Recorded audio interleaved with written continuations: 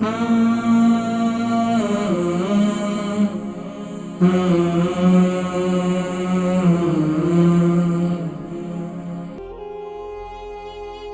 تو دیکھیں سر میں درد رہتا ہے، اس کے لیے آپ کیا کریں، صبح نہار منہ 7 دانے بادام رات کو گیلے کر لیں اور 3 دانے کالی مرچی صبح نہار منہ آپ کھائیں۔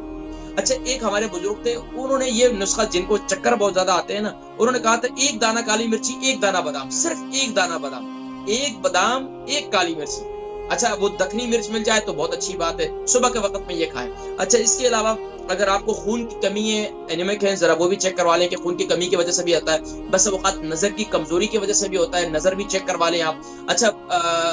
دوسرا کہ اگر دماغی کمزوری کی وجہ سے ہے تو آپ کیا کریں، رات کو دودھ لے لیں، دودھ ابال لیں، ہلدی والا دودھ بنا لیں، اس کے اندر 1 چمچ کوکونٹ پاؤڈر، یہ اچھا بازاری نہ لیں بلکہ خود پیس لیں، کھوپرے کی گری لے لیں، اس کو خود ہی پیس لیں، پیسنے کے بعد اس کا جو 1 چمچ جو ہے 1 ٹی اسپون وہ دودھ کے اندر ڈال کے اس کو پھینٹ کے اس کو پی لیا کریں۔ دن میں جو ہے گاجر وغیرہ کا استعمال کریں تو اس سے انشاءاللہ آپ کو کافی فائدہ ہوگا۔ دوسرا آپ کہہ رہے ہیں کہ جب بھی فروٹ کھاتی ہیں، ٹھنڈی چیزیں کوئی بھی کھاتی ہیں، فوراً فلو اور چھینکیں آنا شروع ہو جاتی ہیں، تو اس کے لیے پھر دوسرا یہ ہے کہ آپ کو جو چیز الرجی کر رہی ہے، جو چیز ہے اس کو چھوڑ دیں، متبادل چیز استعمال کرنا شروع کر دیں۔ اس کا سب سے بہترین حل تو یہی ہے، کیونکہ اگر آپ وہ چیز کھائیں گے نا، کھانے کے بعد پھر آپ کے دماغ میں ایک چیز جب بیٹھ چکی ہے نا،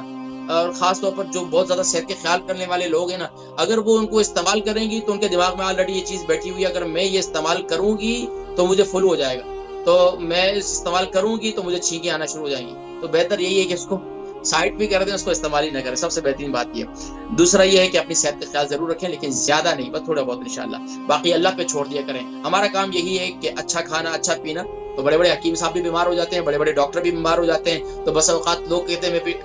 پہلے ایک دفعہ بیمار ہوا تو مجھے کہنے حکیم صاحب آپ بھی بیمار ہوتے ہیں، تو یار حکیم صاحب انسان ہے، بیمار ہر ایک انسان ہوتا ہے، ڈاکٹر بھی ہوتا ہے، حکیم بھی ہوتا ہے، لیکن بہت زیادہ خیال کرنا یہ انسان کو تباہ کرتا ہے۔ تو بہت زیادہ بے احتیاط ہونا کہ جو اپنی صحت کا بالکل خیال نہیں کرتا تو وہ بھی تباہ ہو جاتا ہے۔ تو ہم نے اعتدال رکھنا ہے، خیال کرنا ہے، اس کے بعد کوئی بیماری آ جائے تو اللہ کی طرف سے الحمدللہ تو اس کے لیے علاج معالجہ کرنا ہے، اور علاج معالجہ کر کے پھر اللہ پہ چھوڑ دینا انشاءاللہ۔